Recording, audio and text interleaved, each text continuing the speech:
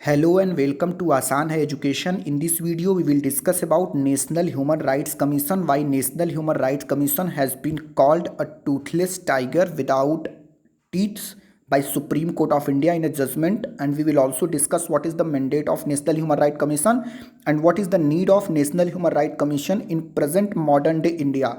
So let us discuss. We have to discuss the role of National Human Rights Commission in India, and we have also to discuss why it is dubbed as a toothless tiger by the Supreme Court. So let us see what is the importance of National Human Rights Commission and why it is dubbed as a toothless tiger by the Supreme Court of India. So what should be our approach to answer this question? First, we have to briefly highlight the nature and role of NHRC, National Human Rights Commission. Why was National Human Rights Commission formed and what is the nature and role of National Human Rights Commission? Then we will also discuss the specific role and successes in furthering the human right, how human rights have been strengthened due to the formation of National Human Rights Commission, and we will also highlight some of the lacunas of NHRC or some of the loopholes of NHRC. We will also highlight the steps which were taken and needed to make it more effective. Okay, so all these things we will discuss in great detail. So let us see. National Human Rights Commission is a multi-member body and it is a statutory body. National Human Rights Commission is not a constitutional body because it was not provided by the constitution. It was provided by an act of parliament by the Protection of Human Rights Act 1993. So it is a statutory body. Okay, you have to remember this. So National Human Rights Commission is a multi-member statutory body formed by the Protection of Human Rights Act 1993 that seeks to protect rights to life, liberty, equality and dignity of an individual guaranteed by the Constitution and enforceable by the courts in India. So National Human Rights Commission is a multi-member statutory body. It was formed by the Protection of Human Rights Act 1993 and it seeks to protect rights to life, liberty, equality and the dignity of an individual guaranteed by the Constitution and enforceable in a court of law. Okay, now let us see what is the mandate of this NHRC. See, the role played by NHRC, National Human Rights Commission. The primary function of NHRC is to conduct inquiries into violation of human rights. Anywhere where violation of human rights takes place, NHRC can suo motu conduct an inquiry into the violation of human rights. Okay, so let us see in which categories this NHRC can conduct inquiries. You can see NHRC conduct inquiries for the following categories of violation of human right. When there is a violation of right to life, liberty, equality and dignity. Wherever there is a violation of right to life, liberty, equality and dignity of an individual, NHRC can suo motu take inquiry into account. And when violation of international treaties to which India is a party, in the international treaties where India is a party into that international treaty, for example, when violation of human right takes place, NHRC can inquire into that matter as well. And when there is abatement of violation of human right by a public servant, when violation of human right is inspired by a public servant by discharging his public duties, then also NHRC can come into picture. And when negligence of public servant in prevention of human rights violation, when public servant are showing negligence in preventing the human rights violation or preventing human rights violation, then NHRC can come into picture as well. Okay, so what NHRC can do? In pursuance of this inquiry conducted into violation of human right, NHRC can intervene in any judicial proceeding involving human rights violation, visit jails and detention centers, recommend changes in the law, promote awareness about human rights, utilize services of any investigating agency. So what we have seen that NHRC is the main investigating agency of human rights violation in India, and in pursuance of this function of inquiring violations of human rights, this NHRC can intervene in any judicial proceedings involving human rights violation.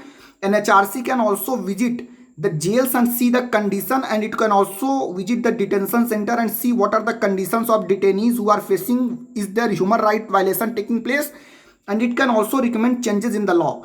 And NHRC also promotes awareness about the human rights, and it can also utilize services of any investigating agency to inquire into the human rights violation cases.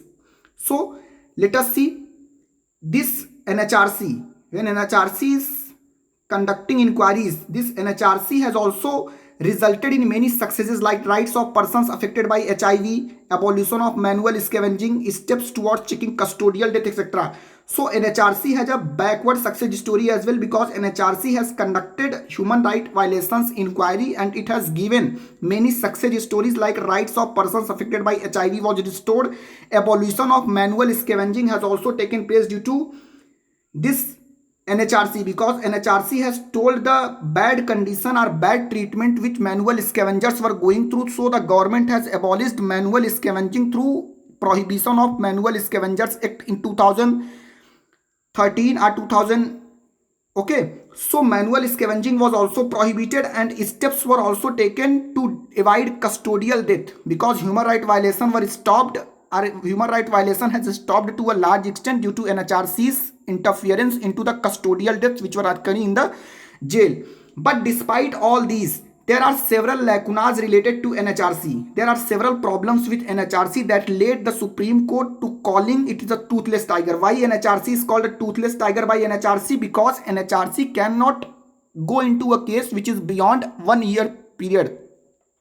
For example, a case happened 1 year before, and if 1 year has elapsed, the NHRC cannot go into the question of human rights violation into that case. So all these things have forced Supreme Court to call NHRC a toothless tiger.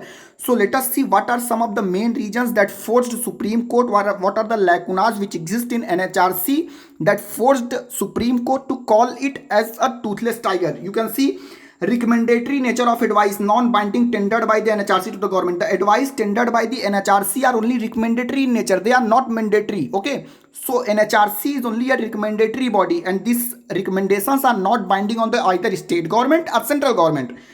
So this forced Supreme Court to call it a toothless tiger. Second is limited power and jurisdiction with respect to the members of armed forces. When armed forces, for example, AFSPA is in a place, Armed Forces Special Power Act, where armed forces get special power to shoot out, where human rights violation cannot be inquired by NHRC. NHRC cannot go into the detailing where Armed Forces Special Power Act is taking place.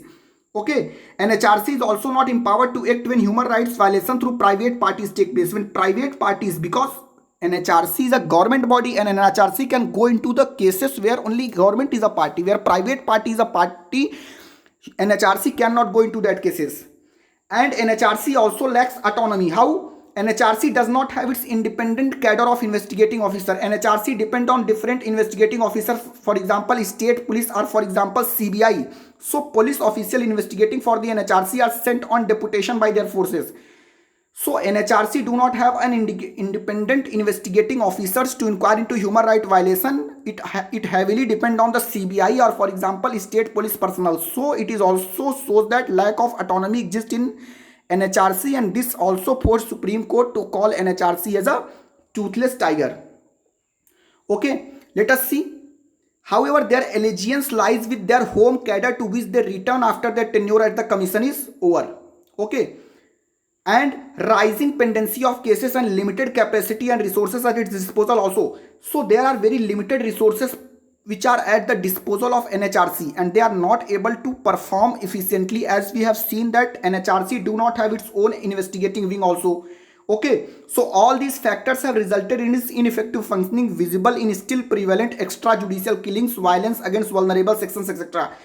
There is an NHRC, National Human Rights Commission is there to see into the human rights violation, but we see that extrajudicial killing taking place because we have seen a recent encounter was done in Telangana where rape victims are the accused of rape. Okay, rape victim was Disha.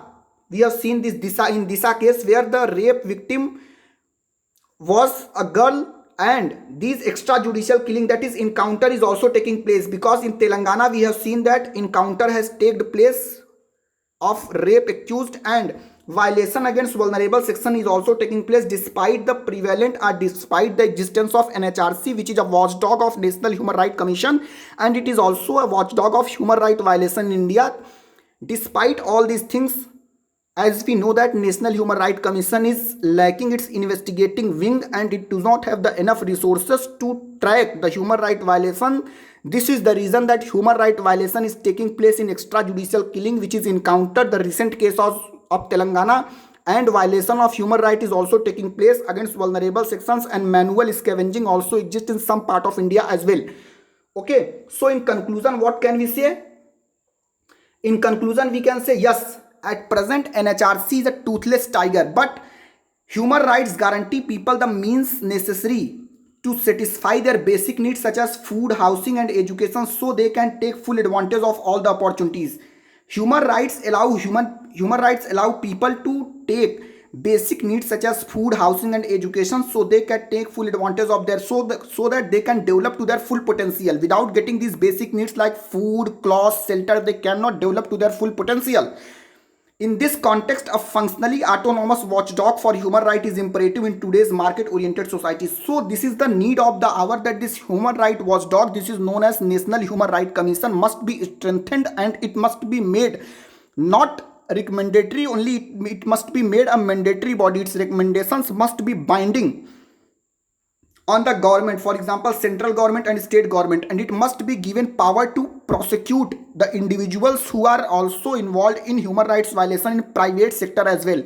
So what we have seen in this video, we have seen that why NHRC, what are the functions of NHRC, and why NHRC is called a toothless tiger by the Supreme Court. We have seen that NHRC is a statutory body which was created by Protection of Human Rights Act in 1993, and its main mandate is to inquire into human rights violation. But we have seen that there are some lacunas as well, as it lacks sufficient resources to inquire into human rights violation, and its recommendations are only recommendatory in nature. They are not binding on the state or central government, and it cannot inquire into the cases which has elapsed before 1 year.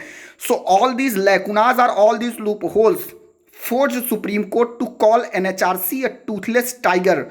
This becomes important in the present day context because without human rights, humans cannot develop to their full potential. Human right is a major need of the hour, and so in this need of the hour is that these human rights institutions, in India's case National Human Rights Commission, should be strengthened to inquire independently into the human rights violation case, so that extrajudicial killings and violence against vulnerable sections do not take place, and manual scavenging is also stopped if National Human Rights Commission is empowered to that effect. Okay, thank you for watching. Have a great day.